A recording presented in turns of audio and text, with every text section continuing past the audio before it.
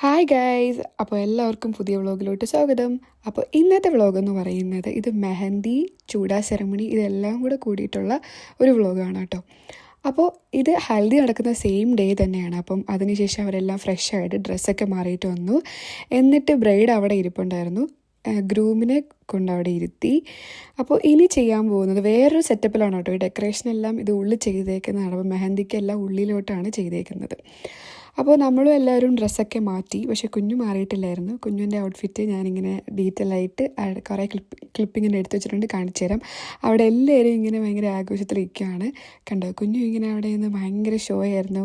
അവൾ ഇട്ടിരുന്ന ഒരു സറാറ ടൈപ്പുള്ള ഒരു ഡ്രസ്സായിരുന്നു കേട്ടോ. നല്ല ഭംഗിയായിരുന്നു, ഭയങ്കര ക്യൂട്ടായിരുന്നു. ഇങ്ങനെ പാൻറ്റും ഉടുപ്പും ഷോളൊക്കെ ഇട്ടിട്ട്. പിന്നെ ആൾ ഭയങ്കര ഷോ ആയിരുന്നു അവിടെ എല്ലാവരുമായിട്ട്. അപ്പോൾ നമ്മളെല്ലാവരും ഫുഡ് കഴിക്കാൻ ഉച്ചക്കത്തെ ഫുഡും കഴിച്ചിട്ട് നമ്മൾ അവിടെ ഇരിക്കുമായിരുന്നു. അപ്പോൾ ഇതായിരുന്നു മെഹന്തി സെറമണി. മെഹന്തി സെറമണി വേറൊന്നുമില്ല, ഇങ്ങനെ മെഹന്തി ഇടുന്നതാണ് ബ്രൈഡിന് വേണ്ടിയിട്ട്.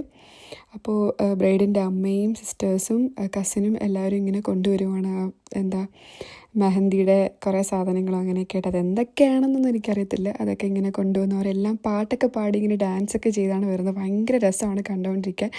അപ്പോൾ പ്രീത് ഓൾറെഡി കയ്യിൽ മെഹന്തി തലേന്ന് തന്നെ ഇട്ടിട്ടുണ്ടായിരുന്നു. അപ്പോൾ ഇതിപ്പോൾ കാലിൽ മാത്രം ഇട്ടാൽ മതിയായിരുന്നു. അപ്പോൾ പിന്നെ അത് കഴിഞ്ഞിട്ട് നമ്മളവിടെ നിന്ന് ഇങ്ങനെ കുറച്ച് ഡാൻസ് എല്ലാം ഇങ്ങനെ ഇതിൻ്റെ പേര് ഞാൻ മറന്നു ആക്ച്വലി. അപ്പോൾ നമ്മളവിടെ എന്തൊക്കെയൊക്കെ കളിക്കുന്നുണ്ടായിരുന്നു. പിന്നെ ഇതാണ് ചൂടാ സെറമണി. ഇങ്ങനെ പാലിൽ ഇങ്ങനെ മുക്കിയിട്ട് ബ്രൈഡിൻ്റെ കയ്യിലോട്ട് നമ്മൾ ഈ സിനിമയിലൊക്കെ കാണുന്നില്ലേ ആ ഒരു ബാംഗിൾ റെഡ് കളർ, അതിങ്ങനെ ഇട്ട് കൊടുക്കുന്നതാണ് വീട്ടിലെ മുതിർന്ന ആൾക്കാർ. അപ്പോൾ അതിങ്ങനെ നമുക്കൊരു കൗതുകമായിരുന്നു അതൊക്കെ ഇങ്ങനെ കാണുമ്പോൾ.